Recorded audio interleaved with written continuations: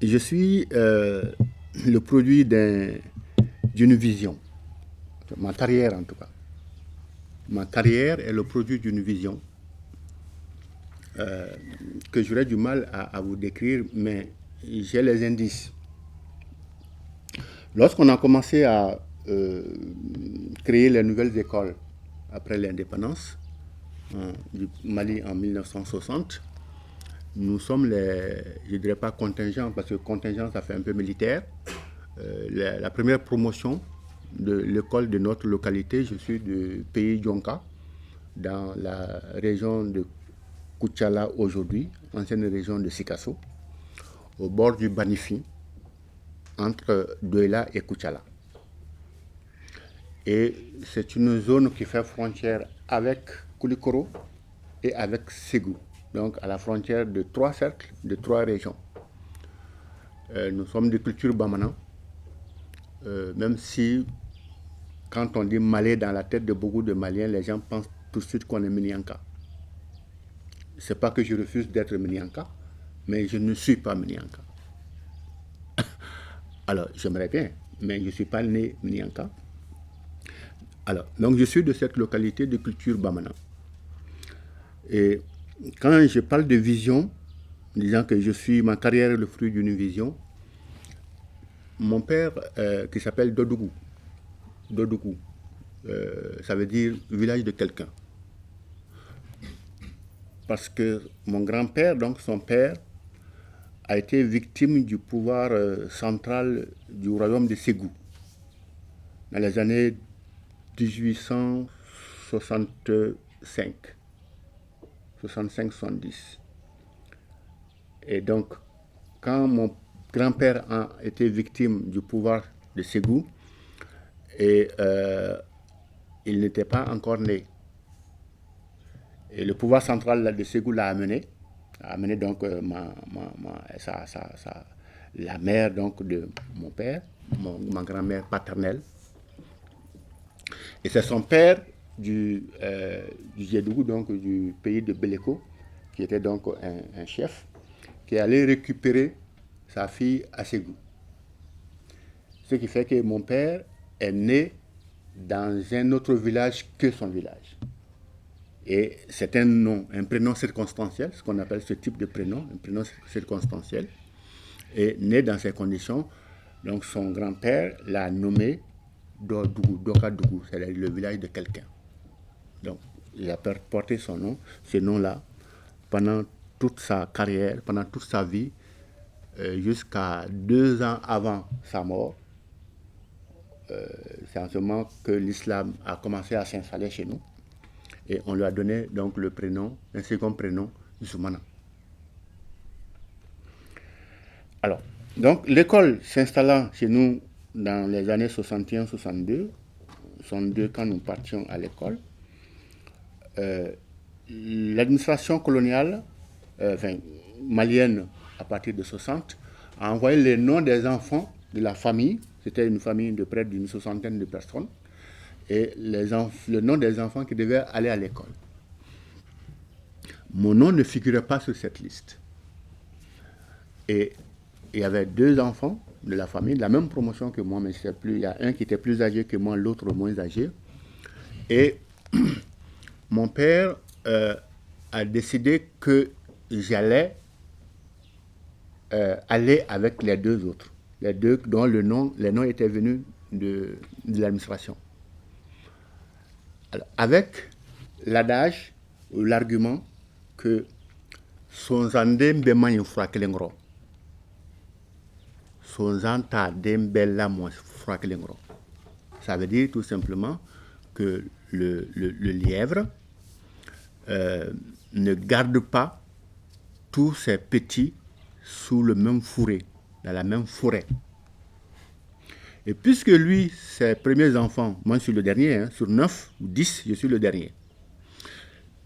Les autres étant plus âgés que moi, étant déjà plus âgés, donc ne pouvant pas aller à l'école, étaient déjà dans la production pour donc cultiver. J'étais cultivateur, mais en même temps chasseur. Et donc fait aller à l'école en disant que ses premiers enfants étant déjà donc, dédiés à l'agriculture, aux travaux champêtres, que donc il ne va pas garder celui-là, le dernier, dans le même fourret, va donc aller à l'école. C'est comme ça que je suis parti à l'école. Alors, c'est pour cela que je dis que ma carrière est le produit d'une vision, parce qu'il faut avoir une vision. C'est important dans vos carrières. Dans ce que vous voulez, vous allez envisager après, il faudrait que vous puissiez toujours avoir l'esprit donc d'une vision, de savoir des objectifs à court, moyen, long terme à viser, qu'il faut donc adapter au fur et à mesure. Alors, je suis donc parti à l'école ainsi, comme à l'instar d'une soixantaine d'enfants de notre localité, de notre petite localité Dionka, et dont une vingtaine de mon propre village. Mais sur la soixantaine d'enfants qui a ouvert l'école de Koninan en 1962-63, nous sommes seulement 2 ou 3 ou 5 maximum à avoir eu un emploi dans la fonction publique, à avoir fait aboutir nos études. Tout le reste, donc les 50 ou 55, ce qu'on appelle en termes pédagogiques, la déperdition scolaire, est passé par là. Donc, qui a été renvoyé par la faute de ses parents, des fois qui a été renvoyé faute de maladie, qui a été renvoyé faute d'insuffisance de travail, qui a été renvoyé des fois pour n'avoir pas pu payer la masse de garantie. Au niveau fondamental, il y avait ce qu'on appelle la masse de garantie, qui était de 1500. C'est-à-dire qu'au niveau, au moment de l'ouverture des classes, on distribuait des fournitures. Donc quoi, pas des cahiers, mais des livres, des équerres, des compas. Et il fallait donc payer 1500 pour garantir ça. Et à la fin de l'année scolaire, les effets étaient ramassés. Donc celui qui avait soit perdu son livre ou son équipement, ou celui qui l'avait abîmé, on retenait la masse de garantie. Mais certains parents n'ont pas pu payer la masse de garantie, 1500, et leurs enfants, au niveau fondamental, en 6e, 7e, 8e, ont été renvoyés de l'école à cause de ça. Francs maliens à l'époque. Alors, donc, au niveau donc à partir de la 5e année, le second cycle commençait en 6e. Faute de second cycle dans notre localité, on nous envoie en pays Minyanka, dont on ne connaît pas la langue, on ne connaît pas la culture. Et nous avons été une quinzaine de jeunes garçons ayant passé le niveau de la 5e année, qui devaient aller au second cycle en 6e à Zaganso. Zaganso, c'est un chef-lieu d'arrondissement situé entre Koutiala et Sikasso, à 31 km de Koutiala. Alors donc on est tombé là dans une culture, dans un truc Minyanka, dont on ne comprend pas la langue, et on a fait donc moi j'ai fait une année là-bas. Et c'est là où le coup d'État de 1968 m'a trouvé. Je me souviens encore, mon logeur, on était en train de manger, nous avait servi du taux Nadjima. Vous savez ce que c'est que le taux Nadjima, hein? C'est le taux, vous allez manger le taux ici. Donc c'est le taux à la sauce de viande ou de poulet ou de poisson. Hein? Ça c'est bon. Hein? Alors, on nous avait servi ça, et mon logeur, on était en train d'écouter la radio, il n'y avait pas de télé en ce moment, et la radio a commencé à chanter le chant de Taraboré, Sanou Negeni, qui était donc un chant répétitif, un chant guerrier, qui était chanté parce que le coup d'État était en cours. Et lorsque ils ont fait le communiqué annonçant donc, la prise de Modibo Keïta, mon logeur, qui était commerçant, n'a pas pu continuer à manger le taux. Je me souviens encore le goût de ce taux, rien que d'y penser, le bon goût me vient à la bouche. Il n'a pas pu continuer à le manger. Parce que lui, il avait un de ses frères cadets qui faisait partie de la milice, qui était chef de la milice de Modibo. Donc il s'inquiétait un peu pour son frère. Alors, donc j'ai fait seulement le second cycle, plutôt la première année du second cycle à Zaganso. Après, on a été transféré à Koutiala. Donc c'est à Koutiala que j'ai continué le reste donc, de mon cycle, de mon second cycle, 7e, 8e, 9e, et 9e parce que j'ai été amené à redoubler la 9e année. Le premier échec en 72, c'est en ce moment où le Mali avait joué la finale de la Coupe d'Afrique des Nations contre le qui se souvient Je voulais voir un peu les enfants aussi, parce qu'ils sont très foot. Donc c'était contre le Congo. Et donc on s'est adonné carrément au foot, mais c'est l'événement qui a retenu notre attention en son temps. Donc en 72, je n'ai pas pu passer au DF, et c'est en 74 qu'on a passé. Et la classe où on nous a mis, on était essentiellement des redoublants. Essentiellement. Ceux qui avaient redoublé en 9e 1, 9e 2, 9e 3 avaient été mis ensemble pour constituer l'effectif de la 9e 4 qu'on a fini par baptiser 9e crack. Parce qu'au premier examen, au premier contrôle, la plus faible moyenne était de 12. Sur 43, presque tout le monde a eu la moyenne 12, à part un ou deux qui ont eu 10, je crois.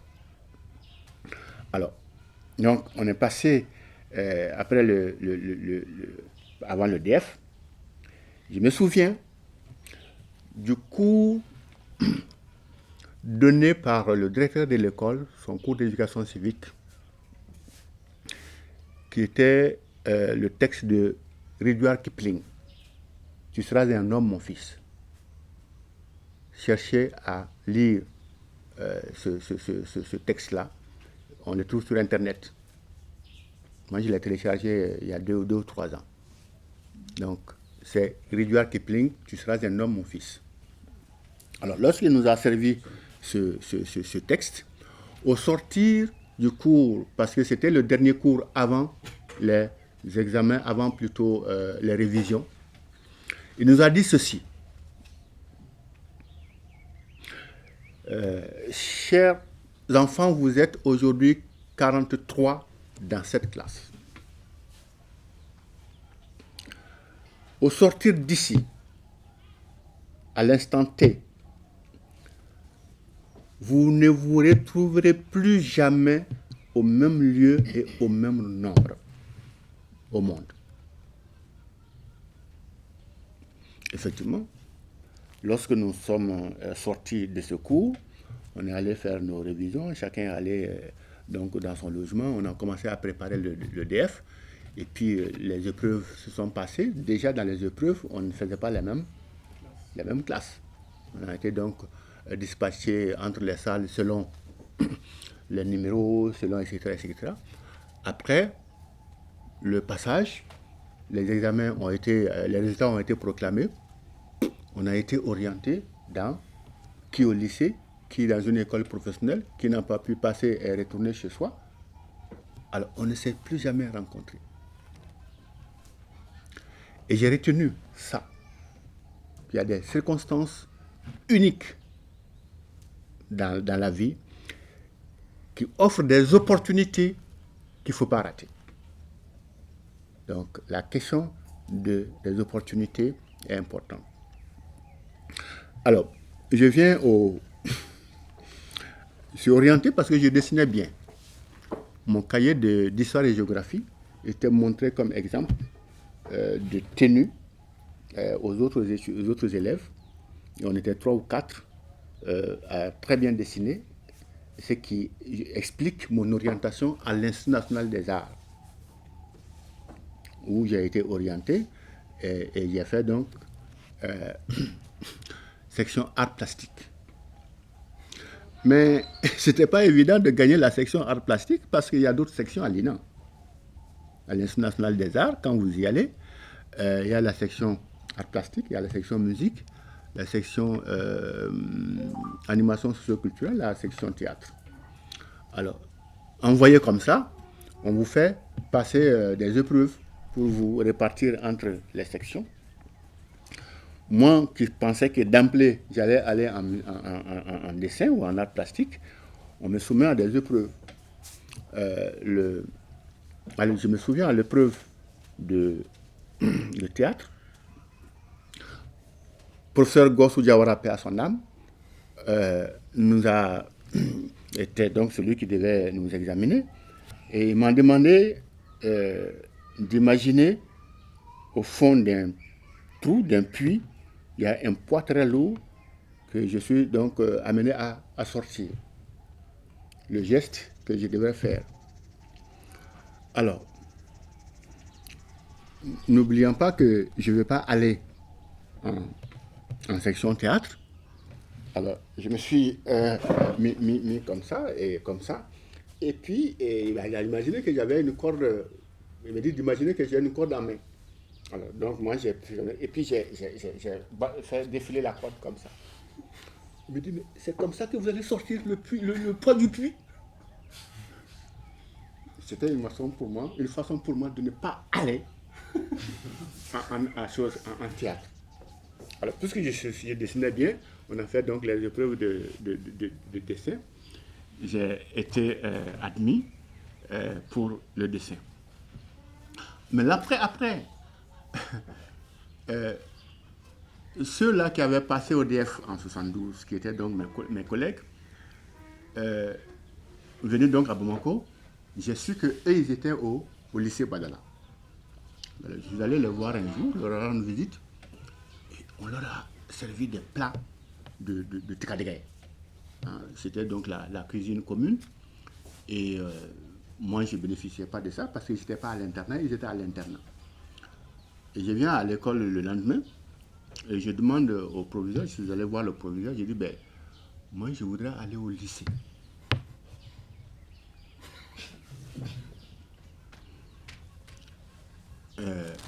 Je vous avoue qu'à ce jour-là, je n'ai pas de réponse. Jusqu'à l'instant T où je vous parle, il ne m'a pas répondu.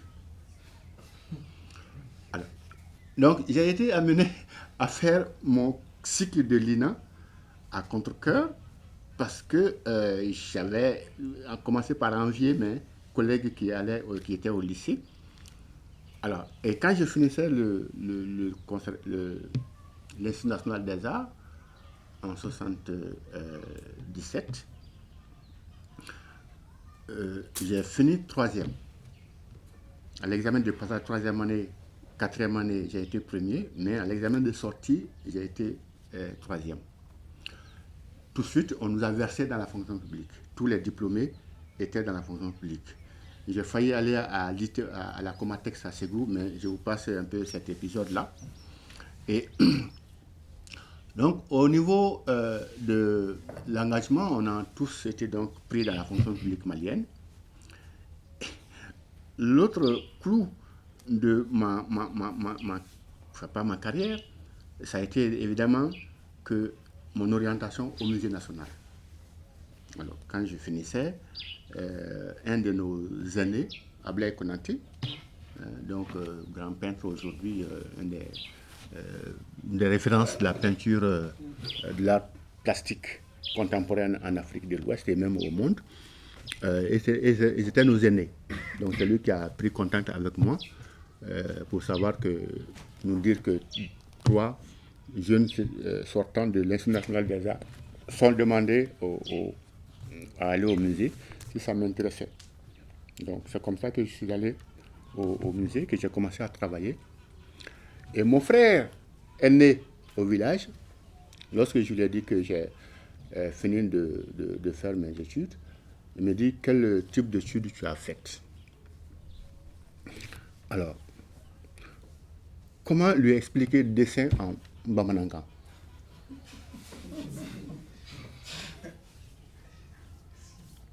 Je dis non, on met dessin neke.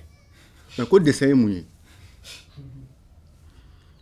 Non mais moro jata. Quand moro ja aywa que sebenka. Ah, comme konigo ki moro jata, ko subo de moro jata.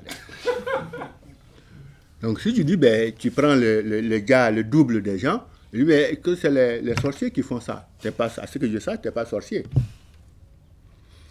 Alors la question de l'explication des concepts aux frères pour leur faire amener ce que tu fais, c'est également, disons, un défi des fois. Alors lui de me dire, bon, comme il y avait Moro Diata, sans venir, parce que quand on a fini, ceux-là qui étaient au lycée, et ils étaient tout de suite boursiers, qui partaient en ex-Union soviétique, qui partaient en Allemagne, avec donc leur bac, et moi, ayant équivalent du bac, avec mon diplôme de l'Institut national des arts, j'ai commencé à travailler. Et me dit, ah, Salia,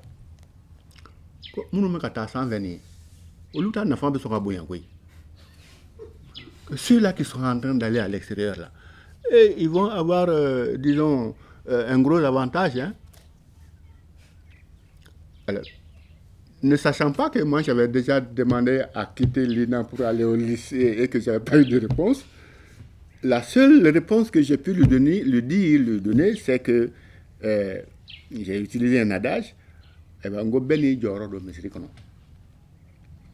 chaque fidèle a sa place dans la mosquée. Alors, bref, pour résumer la carrière, à partir donc de ma fonction au musée, de ma prise de fonction au musée comme jeune peintre, j'ai été documentaliste, j'ai été chef de la section de documentation, et puis à partir de 1985, j'ai eu une bourse. Ma première bourse de stage, c'était en 81-82 au musée de l'Homme. Alors, ce grand musée dont j'ai peut-être entendu parler, et quand nous sommes arrivés là-bas en octobre 81, on a commencé à travailler, faire un stage, moi en documentation, deux autres collègues, l'un sur le textile, l'autre sur la question de la numérotation des objets. Alors, et on a reçu un accueil pas très chaleureux. Parce que le professeur Guillard, qui était le chef de la section Afrique du musée de l'Homme, nous a confié à Francine Ndiaye et à Jean Jamet, qui eux, pensant que nous étions venus faire l'inventaire de la collection malienne ou apportée du Soudan en 1931 par la mission Griol, l'IRIS, nous a pas facilité les choses. Donc on est resté quasiment parti pour 3 mois. Au bout de 1 mois et demi, 2 mois, on n'avait rien fait. Alors, et c'était notre première fois de découvrir l'Europe avec le froid, avec un accueil glacial au sens vrai et figuré, hein, parce qu'il faisait vraiment froid et les gens nous avaient mal accueillis. Il a fallu qu'on aille se plaindre au professeur Guillard et qui a appelé ses 2 collègues, qui les a sermonnés. Et puis, et on venait très tôt au musée, dans le souterrain, dans le sous-sol du musée de l'Homme. Il faisait tellement froid. Et nous, venant tôt, on était donc obligés de venir nous asseoir le temps que les autres viennent pour venir ouvrir. Et dans le sous-sol, on entendait M. Jamais venir, tu vois, à pas ka, ka, ka, ka, ka, ka. Quand il arrivait, nous trouvant transi carrément, tu vois, dans le froid, il ouvrait la porte et il nous faisait le geste, entrez à chaud, monsieur. Il savait que nous étions à froid. Il nous demandait d'entrer à chaud. Alors, donc après cet épisode, je suis revenu au Mali avec mes 2 collègues, et puis en 85, j'ai eu une bourse d'études supérieures.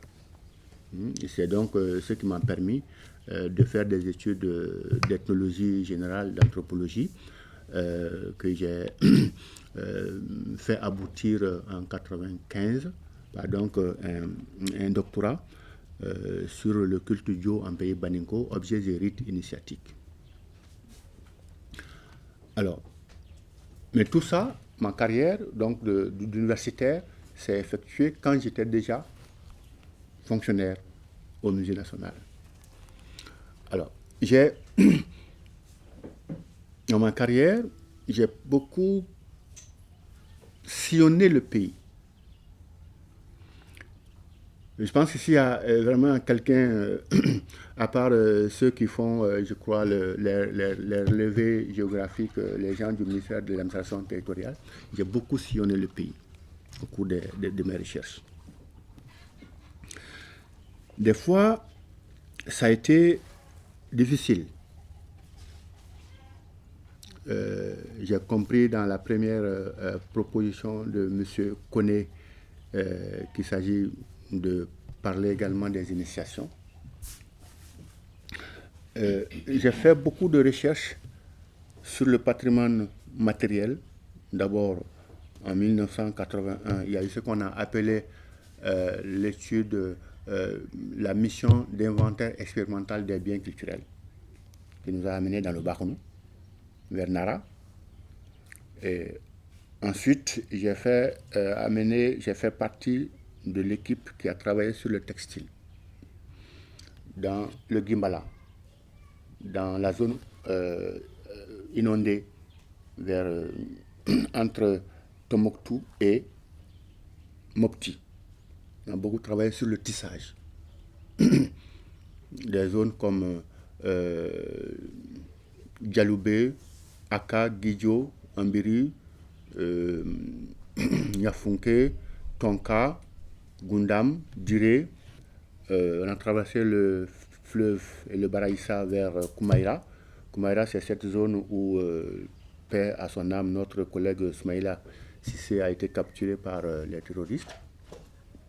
Mais il n'y avait pas de terroristes en ce moment-là. C'était en 83. Alors, donc ça nous a permis d'avoir une idée sur la tradition textile, toutes les techniques de tissage, la signification des motifs, de l'iconographie et toutes les croyances liées à ça et l'importance des grands textiles qu'on appelle les arkilas. Donc l'importance de ces grands textiles pour une jeune femme qui doit se marier. Donc ça nous a permis parce qu'il s'agissait d'enrichir les collections du musée national. Parce que quand nous sommes arrivés au musée, le musée n'avait pas de local propre. Le musée, l'Institut national des arts abritait le musée national. Donc c'est là où il a fallu donc enrichir les collections du musée. D'abord, on avait ce qu'on appelle des trous dans un inventaire. Lorsqu'on fait un inventaire, on se trouve qu'il y a des manques. Et puis, il s'est agi de faire une collection de textiles pour doter le musée national de collections textiles. Alors, ensuite, c'est en ce moment, à partir de là, que j'ai commencé les initiations. Parce que lorsque j'ai été nommé chef de la section documentation, c'est un moment où certaines traditions initiatiques, il y en avait encore autour de Bamako. et on est venu nous dire un jour qu'il y a une initiation au Como. Le Como, pour ceux qui ne savent pas, c'est une société initiatique, une société secrète qu'on trouve en milieu Bamana, qu'on trouve en milieu Sénoufo, en milieu Minyanka et un peu partout dans la partie sud du pays, avec d'autres sociétés d'initiation, parmi lesquelles il y a le Ndomo, qui est donc la société des jeunes garçons, et il y a l'association des chasseurs, il y a le Naman, il y a d'ailleurs une compagnie qui s'appelle Naman, la compagnie Naman. Il y a le Corée, il y a le Dio, c'est autant de sociétés d'initiation qui existaient, un grand nombre en ce moment-là, et dont certaines existent encore. Alors, on est donc venu nous dire qu'il va y avoir une cérémonie de Como derrière Samé, pour ceux qui connaissent Bamako, côté ouest, et que le directeur du musée, qui était donc un métis, Claude-Daniel Ardouin, m'a appelé, m'a demandé si ça m'intéressait d'aller chercher à savoir ce que c'est. Parce que c'est des traditions qui sont en train de disparaître. Et comment est-ce que le musée peut avoir un témoignage d'une cérémonie de Como. Et le directeur donc m'a sollicité si ça m'intéressait. Je dis oui, moi ça m'intéresse, parce que ma carrière visionnaire dessinée par mon père m'a fait détacher de ces traditions. Parce que j'aurais pu les avoir au village. Alors que pour moi, c'est un retour à ces pratiques pour essayer de les comprendre, de comprendre leur philosophie, de comprendre leur message, de comprendre leur fonction sociale. Alors, on dit, bon, ça comporte quand même des risques parce que on ne te demande pas seulement d'aller te faire initier, mais si on peut avoir des témoignages, ce serait bien. Il dit oui, je suis prêt à m'engager, je vais voir ce que je peux faire. On est allé à pied sur 5 ou 6 kilomètres en montant la colline de Lassa. En descendant, on arrive à un village, le village s'appelle Ouadougoussikro. Et on nous adresse au Komotiki, donc au prêtre, et trouvé que celui qui m'accompagnait, planton à la Bibliothèque nationale, c'était donc ses oncles qui étaient les maîtres du Como. Et c'est lui qui nous avait donné l'information, et c'est avec lui que je suis parti. Alors, on a fait les présents nécessaires en termes de... Je ne sais pas s'il y a... je ne sais pas, au Bénin, au Togo, c'est peut-être le vin de palme. Et chez nous, on a acheté des bouteilles de vin CDB avec de poulet. Et on est parti. Alors, donc, mon accompagnateur a expliqué l'objet de notre visite. Et on lui a présenté, on lui a donné les 2 bouteilles de vin. On lui a donné donc les 2 coques et puis il dit ah tiens, même si le Como était la mère de quelqu'un, vous le verrez ce soir. Alors,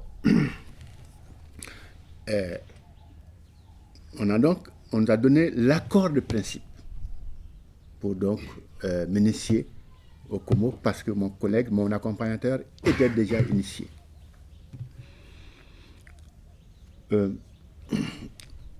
Avant le début de la cérémonie, qui est initiatique, lorsque le premier cri d'homme, ce qu'on appelle tchekoulé, le premier cri d'homme a retenti, alors les femmes, les non-initiés, les enfants se sont donc mis à l'abri.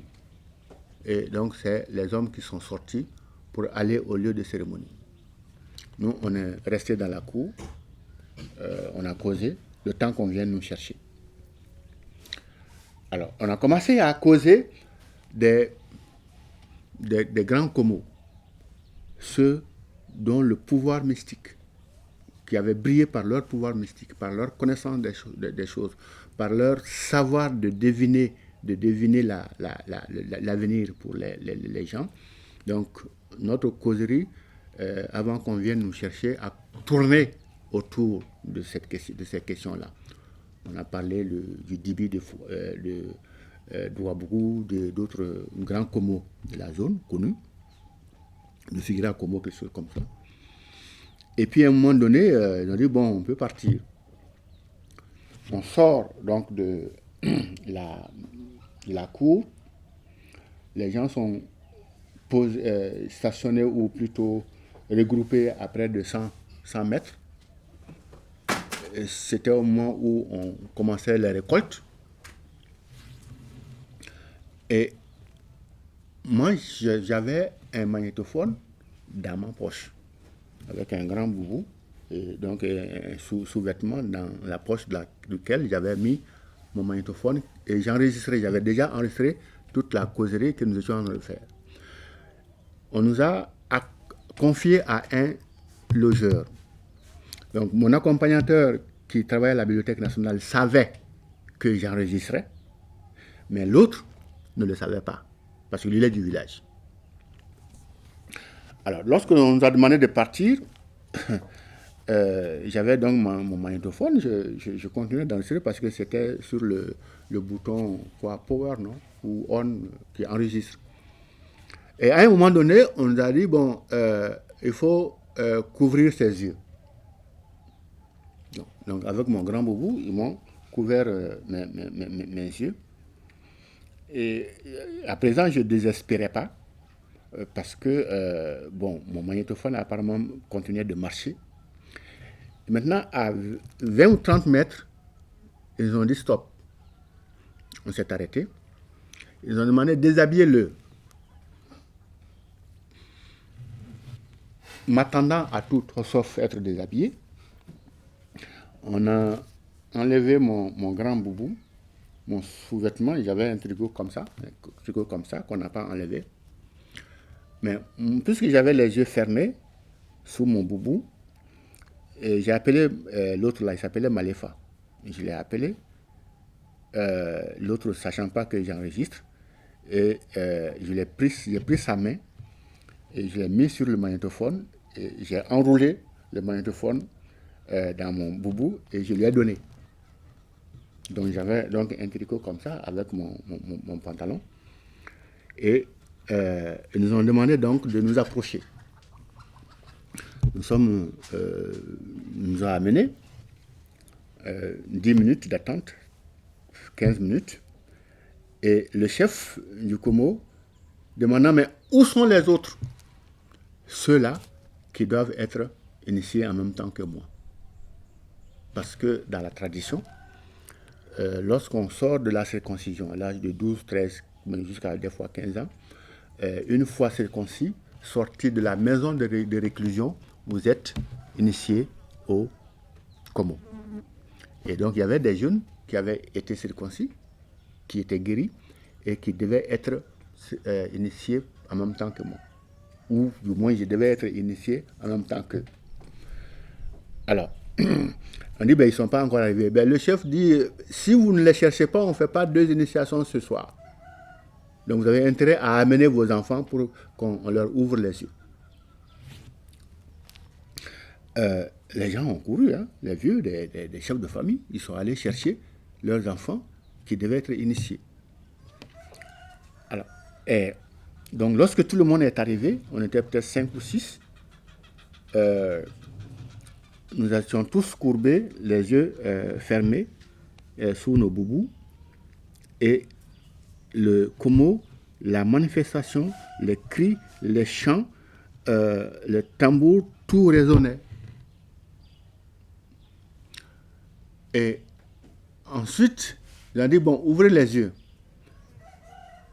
Dès qu'on a ouvert les yeux, nos yeux, tout s'est complètement arrêté.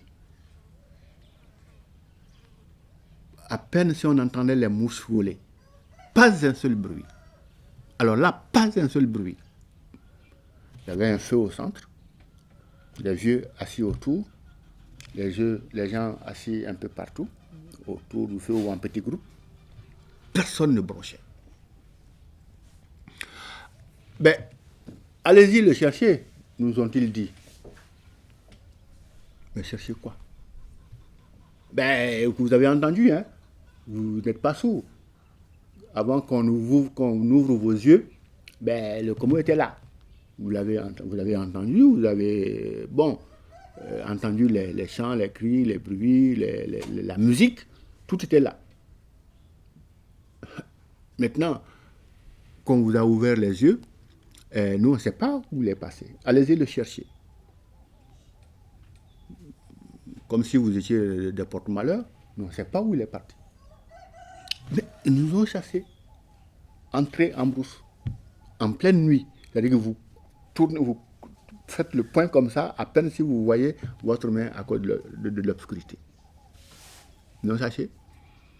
Alors, nous on est rentrés dans la broussaille. Parce qu'on doit aller les chercher, on n'a pas le choix. À peine qu'on a tourné le dos, qu'on a fait 10-20 mètres, tout a repris derrière nous.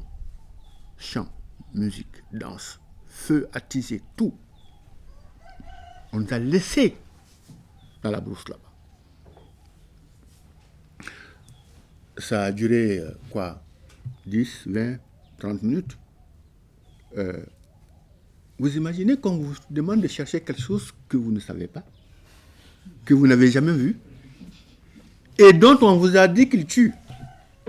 Parce que c'est ce qu'on dit. Lorsque le Como, dans sa tournée, en faisant la police autour du village, lorsque ça rencontre un non-initié, ou du moins quelqu'un, la première réaction, la formule utilisée, Ntanton.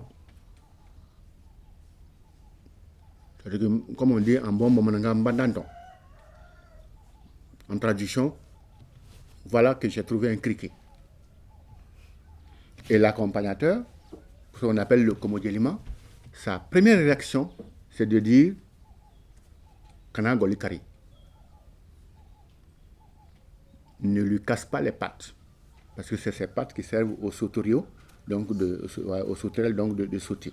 Il s'appuie sur ces, comme un hélicoptère, il s'appuie sur ces trucs pour sauter. Donc l'accompagnateur, le Komodjoli, va lui dire ne lui casse pas les pattes. Alors, donc nous on sait ça. Moi je le savais parce que j'étais plus âgé que les autres. Et j'avais le Como dans mon village détenu par les forgerons. Mais je n'avais pas eu l'occasion d'y être initié. Donc pour moi, c'était un rattrapage. Alors, je crois 30 minutes ou 20 minutes après, ils ont envoyé quelqu'un nous chercher. On est venu. Alors, l'animation était à son comble. À un moment donné, ils ont arrêté l'animation. Et nous ont donc demandé d'apporter nos poulets, parce que chacun avait apporté son poulet. Donc, ils ont sacrifié les poulets sur les objets de culte du Como. Les gens les appellent fétiches. Je n'aime pas le terme fétiche. C'est des objets de culte. Et on en donnait à chacun son poulet sacrifié, que nous devons donc brûler ou griller et ramener. On amène les poulets grillés et ils les ouvre et on me demande qu'est-ce que j'ai fait du foie de mon poulet et du cœur de mon poulet.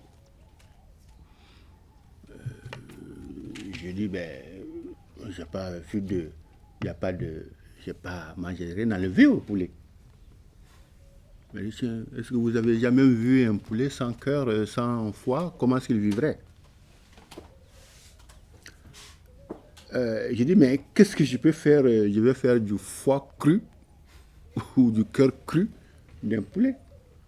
Il dit, ah, mon cher, ça c'est un problème. Hein, on te donne un poulet à griller et tu l'amènes, il n'y a pas de foie, il n'y a pas de cœur. Ça, c'est difficile à expliquer, à comprendre en tout cas. Et je n'étais pas le seul. Nous, 6 ou 5 personnes, le poulet de personne n'avait son cœur ou son foie. Alors, après cette épreuve, qui est une épreuve psychologique, c'est à partir de là qu'on nous a d'abord enseigné les termes, ce qu'on appelle en anthropologie les termes clés, les mots de passe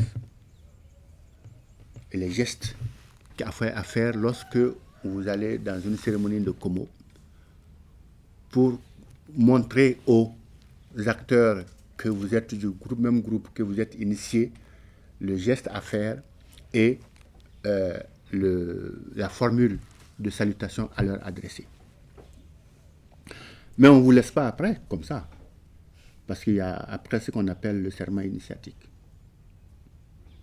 Nous avons été soumis au serment initiatique qui est formulé en résumé en ces termes. Karsa, il y a l'inflé en Komola. Ni a fo ma o maye. Tie fara musula. Dulangolo fla jede. Ko komo te dore ningo. Aki sonta. Aki bienta. Aki baduti. Ika tokoi ko fakarosi. Ika tokoi ka iko son sendondo.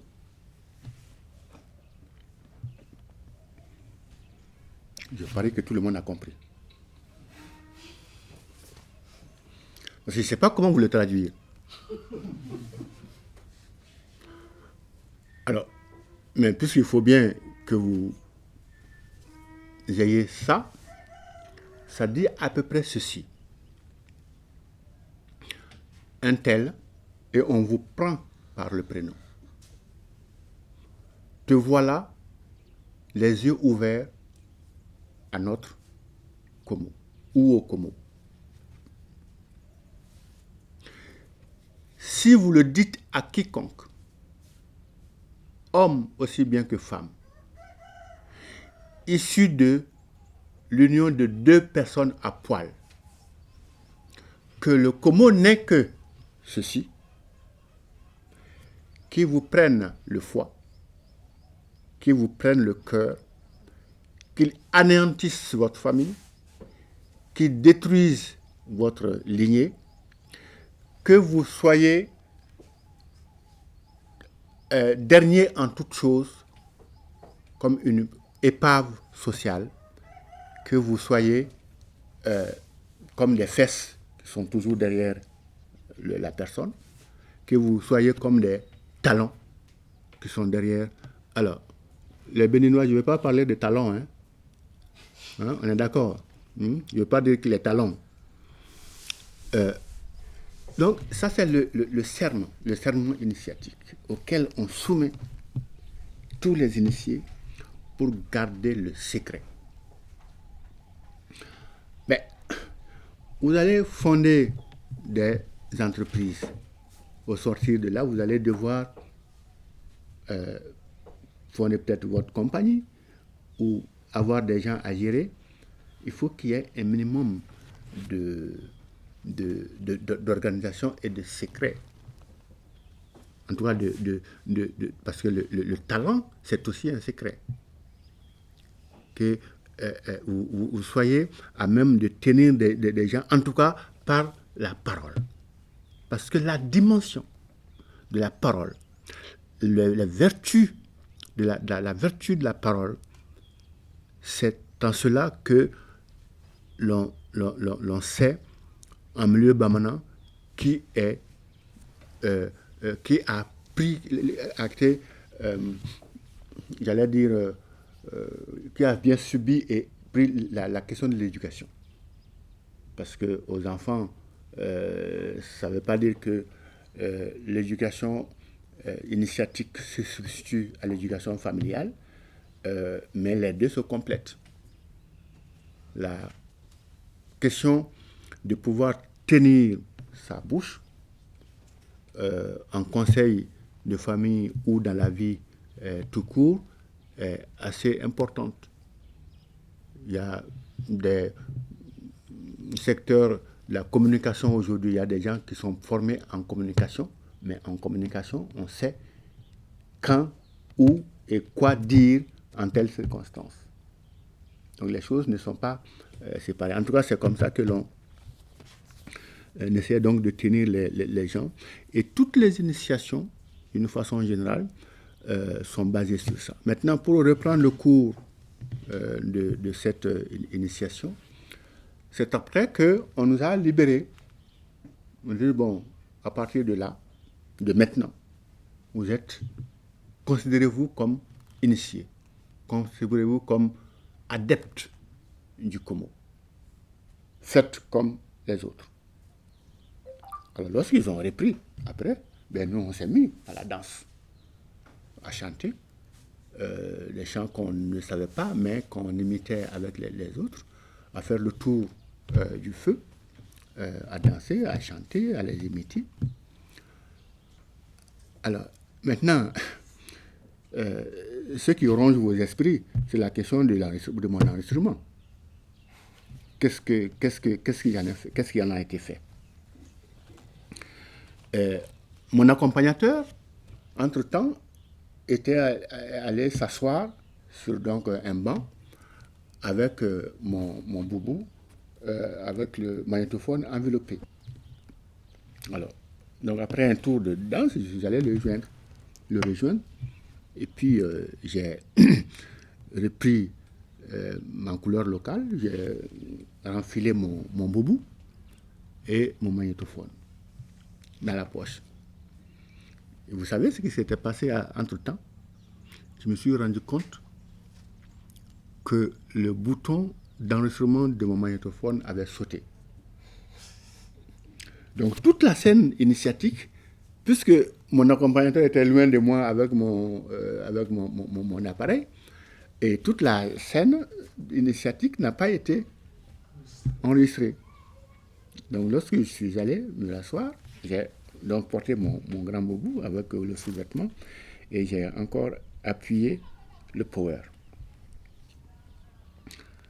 Mais j'avais pris soin, heureusement, de cocher le voyant rouge pour que ça ne soit pas vu. Alors, là où quelque chose s'est passé et que j'ai de la peine à expliquer, ou que j'ai compris peut-être près de 30 ou 40 ans après, et là je vais en venir, c'est les prédictions faites par le chantre, le porteur du masque du Komo. C'est-à-dire que la société d'initiation, le Komo, c'est une société de protection de la société, de la communauté, qui prédit l'avenir de la communauté, qui prédit les sacrifices à faire, les sacrifices individuels et collectifs. Et le chantre, donc, dans son exercice de chercher à savoir comment la communauté, quel sacrifice le village, les familles doivent faire cette année, il doit aller faire des tracés divinatoires près d'un gros baobab qui était là-bas. Et puis, il vient avec les résultats. Il danse, il chante, on l'accompagne, et à un moment donné, il doit dire le résultat de sa divination, de sa géomancie. Et il a donc dit, oui, le village va bien, il n'y a pas de soucis en ce qui concerne les femmes, les hommes, les enfants, et tout le monde va bien, le village va bien.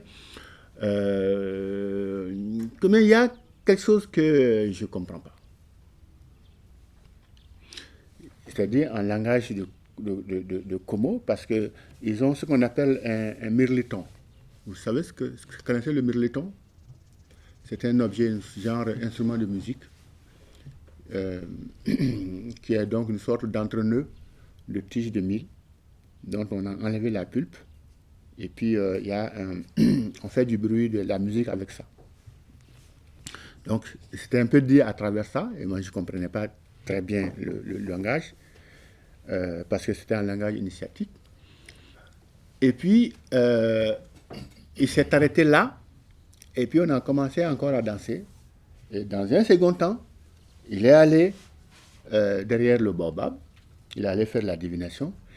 Il est venu dire, oui, d'après donc la prédiction, le village va bien, les hommes vont bien, les femmes vont bien, les enfants vont bien, tout le monde va bien, mais il y a un problème. Et mon accompagnateur en ce moment m'a dit, ah, Salia, est-ce que tu vas pas aller te coucher ou tu ne veux pas arrêter d'enregistrer? Parce que ces choses-là que le devin ne voit pas ou ne comprend pas, il n'est pas exclu que ce soit notre enregistrement. Il m'a dit ça en douce. Je dis, moi j'étais encore dans mes trucs vraiment, je ne dirais pas athée, mais je ne croyais pas très bien. Et je n'ai pas écouté, bon, je suis resté. Et une troisième fois, il est allé, il est revenu, il a répété la même chose. Mais à peine a-t-il fini de répéter que le chantre, le prêtre, celui qui m'avait dit à l'arrivée que même si le Komo était la mère de quelqu'un, je le verrai ce soir, a crié sur le porteur du masque. Quel Komo es-tu? Un adulte comme toi, on te confie la destinée de la communauté, du village. C'est la troisième fois que tu viens nous dire que le village va bien, les enfants vont bien, les femmes vont bien, les hommes vont bien, mais il y a quelque chose qui ne comprend pas. Qui est-ce qui va comprendre ça si ce n'est toi?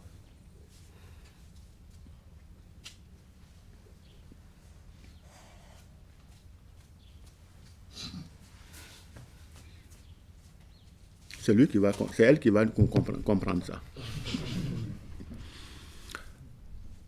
Et ça, ce n'était pas dit en langage de Komo. C'était dit clairement en voix audible comme cela. Mon accompagnateur Malefa m'a poussé. Salia, va te coucher. Alors, pour ne pas donner l'impression que faire ce qu'on appelle l'effet de la relation de cause à effet, éviter ça, j'ai arrêté donc d'enregistrer. Et 10 ou 15 minutes après, je suis allé voir donc le prêtre. Je dis, mais M. Koulibaly, je vais aller me coucher. Il dit, non, il ne faut pas aller te coucher. Mais c'est en ce moment que c'est maintenant que ça devient agréable. Il ne faut pas aller te coucher. Hein. Maintenant, là, il va venir nous dire qu'est-ce qu'il ne voit pas, qu'est-ce qu'il ne comprend pas. Il faut qu'il vienne le dire. Alors, le type est parti, derrière encore le baobab. Avant qu'il ne revienne, je suis allé récidiver ma demande d'aller me coucher au prêtre. Il m'a dit, bon, écoute, si vous y tenez, allez-y vous coucher, mais il va venir le dire, hein. Je suis allé me coucher. Je pense que de ma vie, de ma carrière, c'est la seule, et j'espère que ça va être l'unique fois, que j'ai dormi, et que je n'ai pas dormi, et que je me suis couché avec mes chaussures. Je n'ai pas enlevé mes chaussures. C'était une hutte comme ça, et vous connaissez les sécos, tchakala, hein? Donc c'était fermé avec un séco que j'ai laissé entrebâillé, parce qu'on ne sait jamais. Donc, je suis couché avec mes chaussures, mon magnétophone fermé. Et je n'ai pas fermé les yeux. Et jusqu'à 8 heures, l'espace était encore occupé par les initiés. Aucune porte n'était encore ouverte.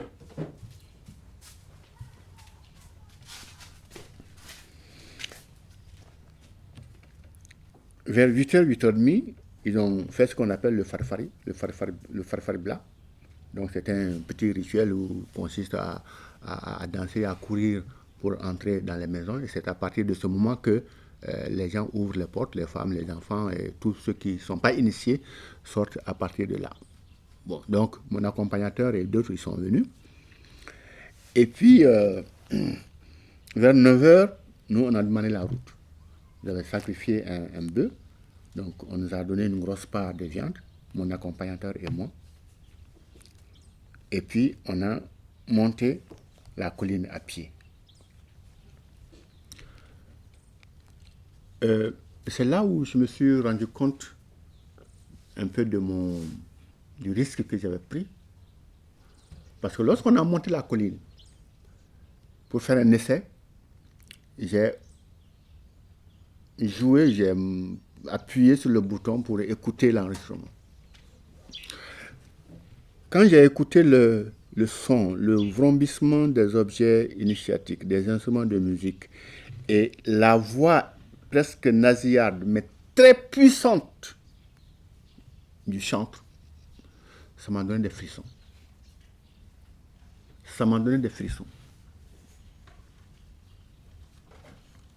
Je dis, bon, j'avais promis d'apporter un témoignage, je vais apporter ça au musée.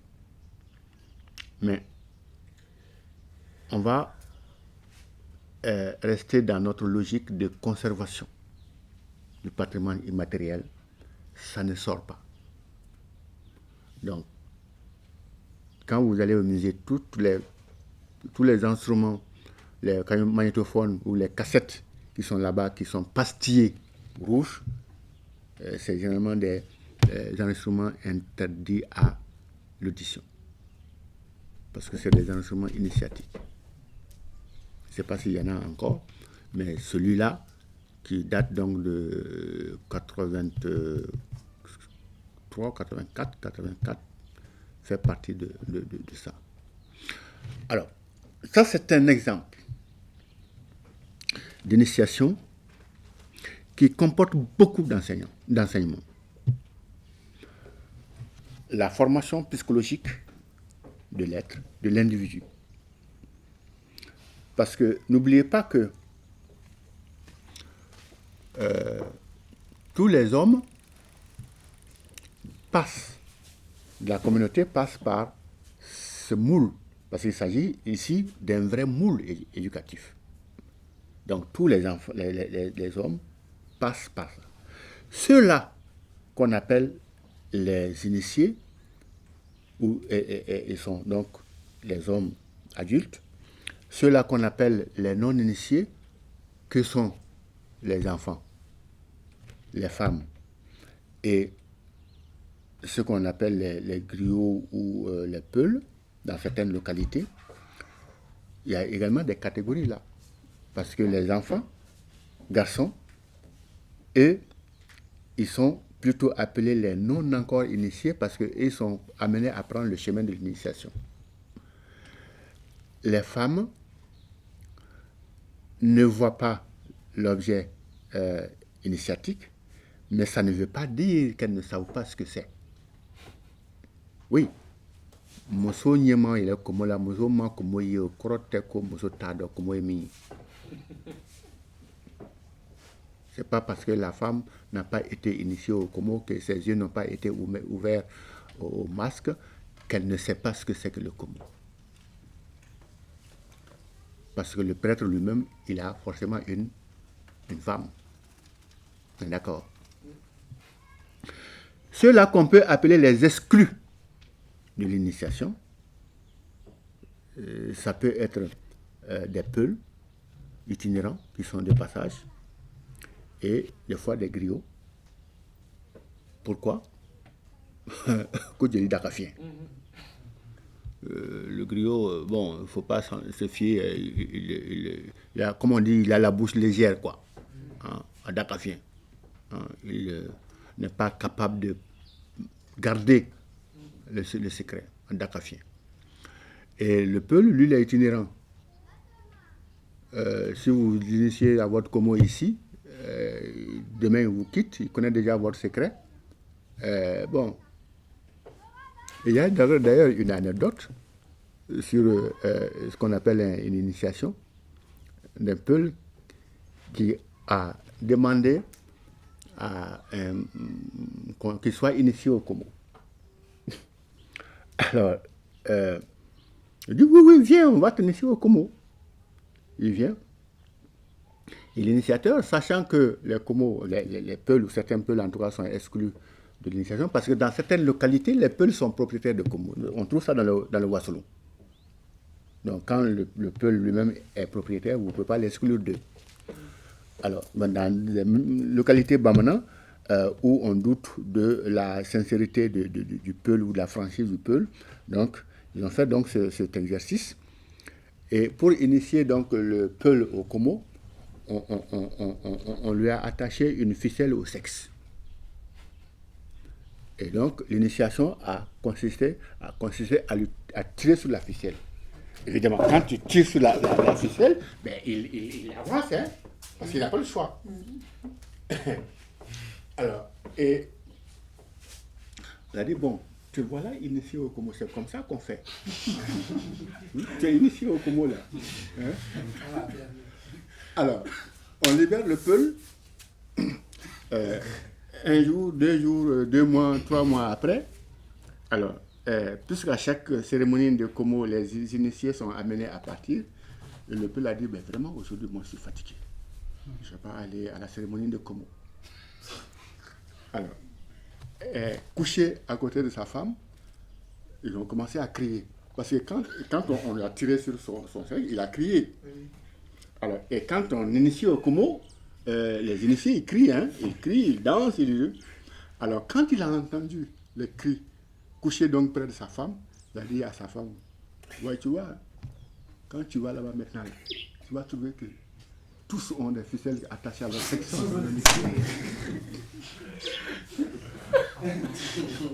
Alors, comme quoi, il ne faut pas confier certains secrets.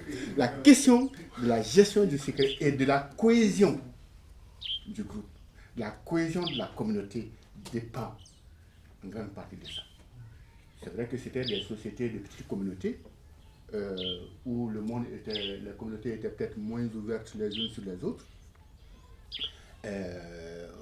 Tout le monde se connaissait, on savait qui est qui. Et donc l'idée, c'était de tenir